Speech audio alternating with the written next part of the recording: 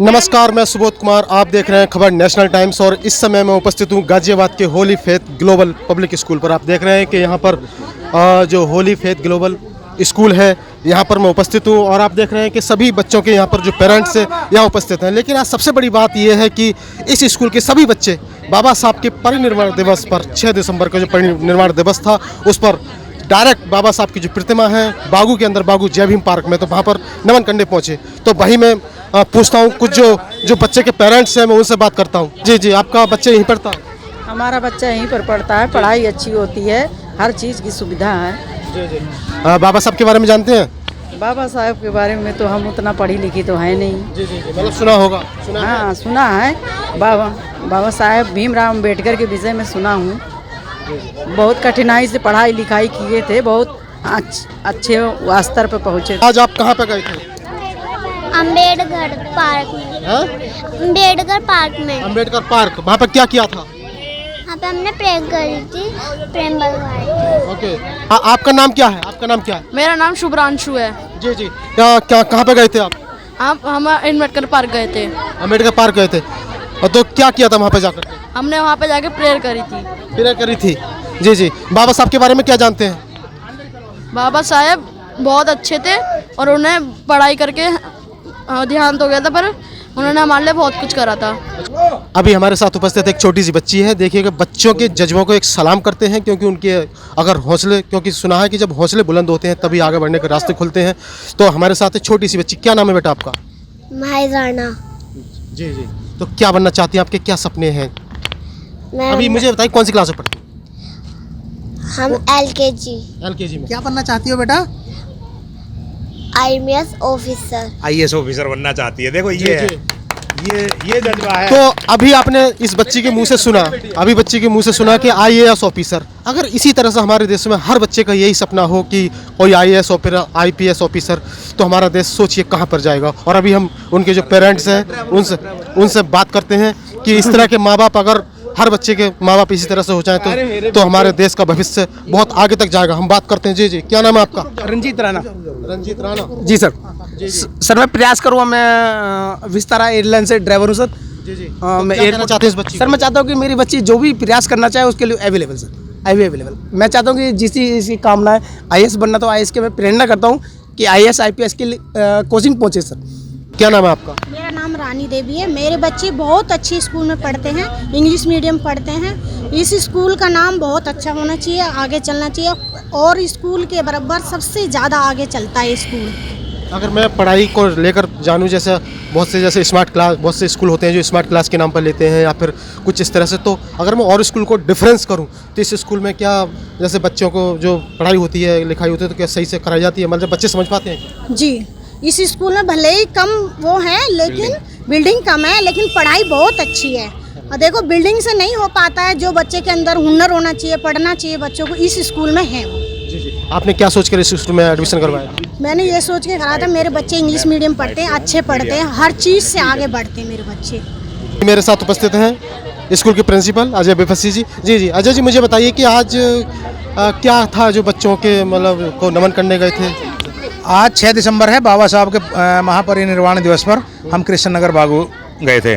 बाबा साहब is the greatest person of the world, जिन्होंने इतने बड़े देश को इतना बड़ा संविधान दिया, ऐसा संविधान दिया जो पूरे वर्ल्ड में कहीं नहीं है। समानता का, भाईचारे का, इक्वालिटी का, सामाजिक न्याय का संविधान दिया। तो क्या पर्पस था कि आज मतलब आपके, क्योंकि आप जा सकते थे लेकिन सभी बच्चों को, आप स्कूल के सभी बच्चों को लेके गए थे, क्या पर्पस था? सर, बच्चों को यदि हम शुरू से ही बताएंगे कि हमें पढ़ाई का अधिकार किसने दिया, हमें अच्छे कपड़े पहनने का, समाज में समानता के साथ में महिलाओं को अधिकार दिया, हम उस महान मूर्ति को आज नमन करने के लिए कृष्ण नगर बागू गाजियाबाद में हम आए थे। बाबा साहब की प्रतिमा पर उन्हें श्रद्धा सुमन अर्पित करने के लिए।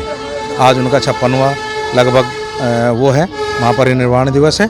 हमें उन्होंने ही सब चीज़ के पढ़ने के, लिखने के, बोलने के जो अधिकार दिए हैं बाबा साहब ने दिए हैं, उन्हीं को हम नमन करने के लिए हम बच्चों को लाए थे। यदि हम बच्चों को शुरू से उन्हें संविधान पढ़ाएंगे, प्रेम्बल पढ़ाएंगे, फंडामेंटल राइट ड्यूटीज पढ़ाएंगे, तो बड़े होकर के जरूर दहाड़ने वाले बनेंगे। देखिए, शिक्षा उस शेरनी का दूध है जो जितना ज़्यादा पीता है उतना ही ज़्यादा दहाड़ता है। संविधान सब चीज़ की जान है, हमारे देश की जान है, हर आदमी की जान है, हर आदमी की, इंसान की आत्मा है। तो हमें सभी को संविधान के बारे में जानकारी होनी चाहिए। एक लास्ट सवाल क्या आज जैसे पूरा हमारा देश है कि पूरे हमारे देश में कि संविधान पूर्ण रूप से लागू होता है, मतलब नियम का पालन होता है कि संविधान का? अगर आप कहीं देखते हैं, चारों तरफ देखते हैं, आप रेड लाइट पे भी जाते हैं, हर जगह जाते हैं, क्या पूर्ण रूप से संविधान लागू नियमों का पालन होता है? सर, उसके लिए एक चीज़ है, जब हमें शुरू से नियम और संविधान बताया ही नहीं जाता तो वो लागू कहाँ से होगा, ऑब्जेक्शन कोई कहाँ से उठाएगा। ये हमारे बच्चे अच्छे बने, देश में एक अच्छा संदेश दें, संविधान को लागू कराएं और संविधान की बातों को समझें, अपने हक और अधिकार समझें। इसीलिए मैं इन बच्चों को शुरू से ही संविधान के बारे में बता रहा हूँ, पढ़ा रहा हूँ। इसीलिए मैं यहाँ पर लेकर गया था, चाहे 26 जनवरी हो, 15 अगस्त हो, 14 अप्रैल हो, मैं इन बच्चों को बाबा साहब के प्रति, संविधान के प्रति अवगत कराता हूँ इन बच्चों को।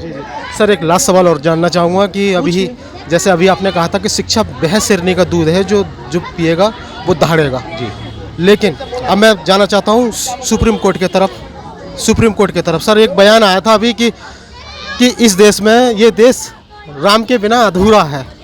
तो सर मुझे बताइए, क्योंकि एक तो हमारा देश का संविधान है, लेकिन वहीं सुप्रीम कोर्ट के जज ने कहा था कि जो देश राम के बिना अधूरा, सर ये हो सकता है क्या? देश राम के बिना अधूरा है या फिर संविधान के बिना अधूरा नहीं हो सकता क्या?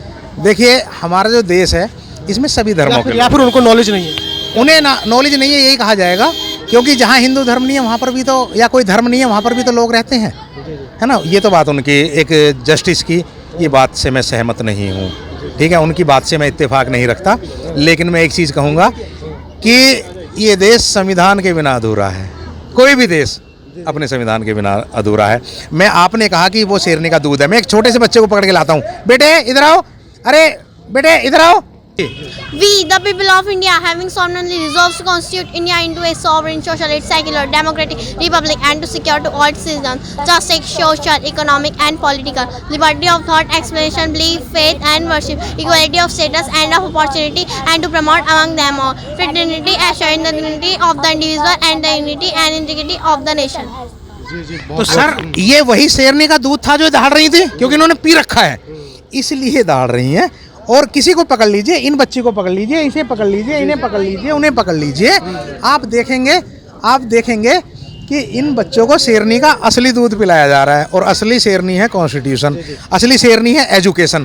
तो ये बच्चे दहाड़ रहे हैं। आज के दिन लास्ट सवाल है कि आज के दिन देशवासियों को क्या संदेश देना चाहते हैं संविधान के प्रति? संविधान के प्रति यही संदेश देना चाहूँगा कि संविधान को जानें, शिक्षा को जानें और शिक्षा ग्रहण करें, संविधान ग्रहण करें और बाबा साहब को माने करूँगा।